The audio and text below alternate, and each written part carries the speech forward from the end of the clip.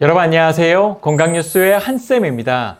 최근 코로나로 인해 전 세계적으로 종이컵 생산량이 급증하고 있는 가운데 커피점이나 사무실에서 흔히 사용하는 일회용 종이컵에서 대량의 미세 플라스틱이 검출된다는 충격적인 보도가 있었습니다. 이미 예전부터 수많은 과학자들이 경고했지만 경고가 무시된 채 수면 위로 떠오르지 않았죠.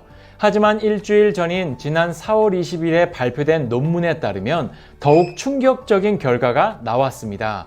이 사실을 모르고 계속 먹으면 장기적으론 건강에 심각한 영향을 줄 수 있다는 겁니다. 일회용 종이컵의 충격적인 뒷모습, 지금 바로 확인해 보시죠. 최근 시중에 유통되는 일회용 종이컵에 뜨거운 커피를 부었을 때 리터당 무려 조 단위의 나노 플라스틱이 녹아 나온다는 연구 결과가 발표됐습니다.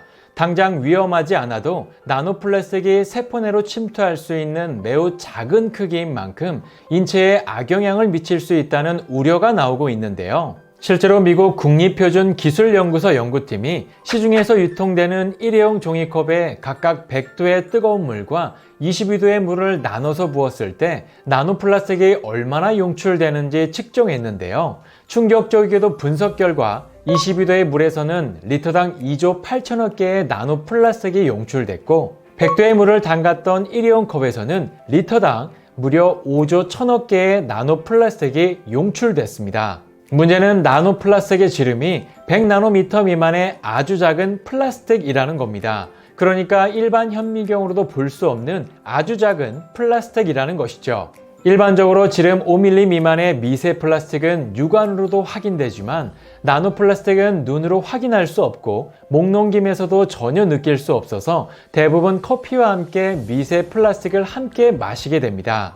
물의 온도가 높아지면 높아질수록 용출된 나노 플라스틱의 양도 함께 늘었고 시간이 경과할수록 그 양도 함께 늘었습니다. 이 같은 현상이 나타나는 이유는 바로 종이컵 내부에 코팅된 필름에 있습니다.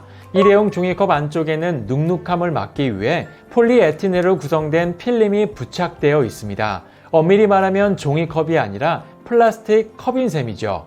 가장 큰 문제는 이번 연구에서 측정된 나노 플라스틱의 평균 크기가 30에서 80나노미터로 척추동물의 세포 내로 들어갈 수 있는 아주 작은 크기라는 사실입니다. 당장 위험하진 않아도 세포 내로 침투할 수 있는 작은 크기라서 계속 사용하게 되면 인체에 악영향을 미칠 수 있다고 우려하고 있습니다. 물론 이번에 용출된 나노 플라스틱의 양은 미국 FDA가 정한 안전 기준보다 적었습니다. 하지만 연구진은 일회용 종이컵에서 나온 나노 플라스틱이 인체 세포의 내부로 들어갈 수 있는 작은 크기였고 사람의 건강을 위협할 수 있는 나노 입자의 중요한 공급원일 수 있음을 보여준다고 경고했습니다. 그래서 매번 일회용 컵에 뜨거운 물을 담아서 13번 마시면 15조 개의 나노 플라스틱을 마시게 되기 때문에 과학자들은 건강을 생각한다면 종이컵 사용을 스스로 자제해야 할 것을 권고하고 있습니다. 생각해보면 우리는 일상에서 생각보다 많은 양의 플라스틱을 먹고 있습니다.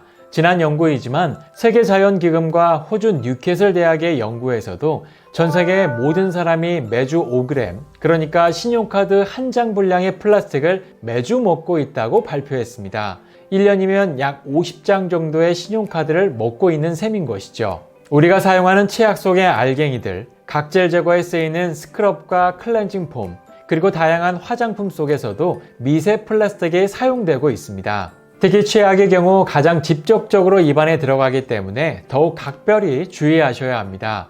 이런 미세 플라스틱이 우리 몸에 쌓이면 폐의 상피세포에 흡수돼 독성을 일으키고 장기에 쌓여 우리 몸 전체에 서서히 악영향을 미치게 됩니다. 이제라도 다른 건 몰라도 일회용 종이컵을 사용하기보다는 플라스틱이 용출되지 않은 스테인리스나 유리 텀블러를 사용하신다면 미세 플라스틱을 멀리하는 데 도움이 되실 거라 생각합니다. 그럼 다음 시간에도 또 다른 건강 이야기로 찾아뵙겠습니다. 감사합니다.